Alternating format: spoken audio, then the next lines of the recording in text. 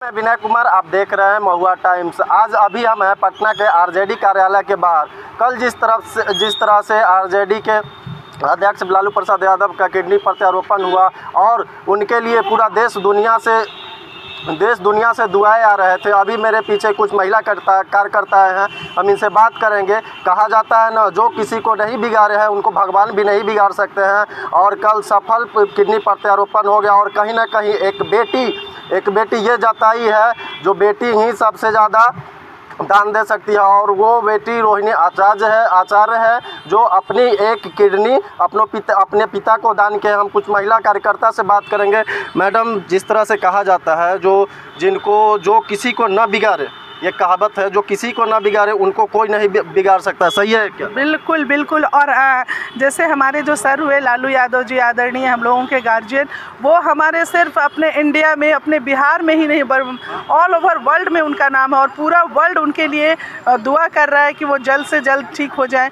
और ऐसा है कि गरीबों और जो मसीहा बोला जाता है, जितना उन्होंने गरीब गुरबों के मुँह में आवाज़ दी, जितना उनके लिए उन्होंने किया है, तो वो दुआ कहाँ जाएगी? आप बिल्कुल सही बोल रहे हैं कि जो दुआ लगती है वो कहीं नहीं जाती है, वो किसी माने अप्रत्यक्ष रूप से ही सही, लेकिन वो परोक्ष रूप में सामने आ ही जाता है और आप इसका प्रमाण देख रहे हैं।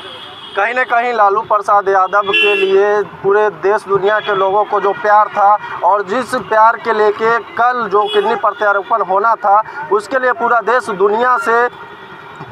दुनिया से उनके लिए दुआ मांगी जाती थी, वो कहीं ना कहीं दुआ काम आ गया। बिल्कुल सफल हुई है दुआ। और देख लीजिए, भगवान की दया से कल आपने देखा कि उन्होंने हाथ हिला के सब अपने जनता लोगों का अभिवादन किया है। और आज तो वो बात भी कर रहे थे, जो एक क्लिप वायरल हो रहा है वहाँ से बाहर आया है सिंगापुर से, जिसमें वो सब लोगों का अभिवादन कर रहे हैं कि आप लोग बिल्कुल निश्चिंत रहिए, मैं ठीक हूँ, ऐसा उन्होंने बोला है।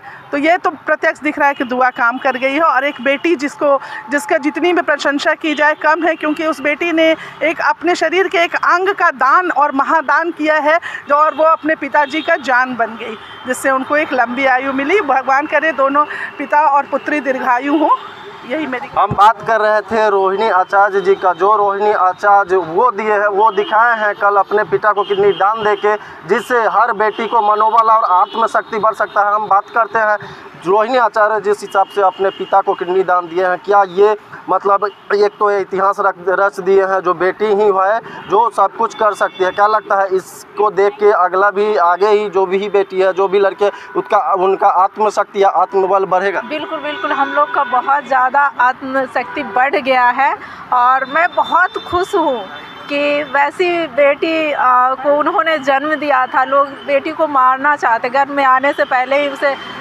मार देते हैं कि नहीं, ये बेटी है, इसको रखना नहीं चाहिए, हमें नहीं रखना है, और उसको गर्भ में ही मार देते हैं। तो लोगों को सीखना चाहिए, हमें एक बेटी तो ज़रूर होना चाहिए, इस तरह से लोगों को होना चाहिए, हर एक माँ बाप को होना चाहिए कि मेरी एक बेटी होना चाहिए। और रोहिणी जी तो पूरे वर्ल्ड में उन्होंने मिसाल काम किया है हम लोगों के लिए।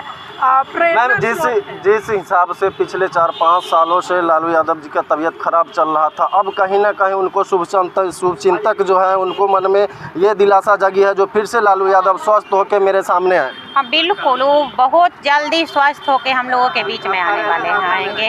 हम लोग का पूरे देश दुनिया का दुआ उनके साथ है और पूर्ण विश्वास है, बहुत जल्दी ही हम लोग के बीच में वो आएंगे ठीक होकर।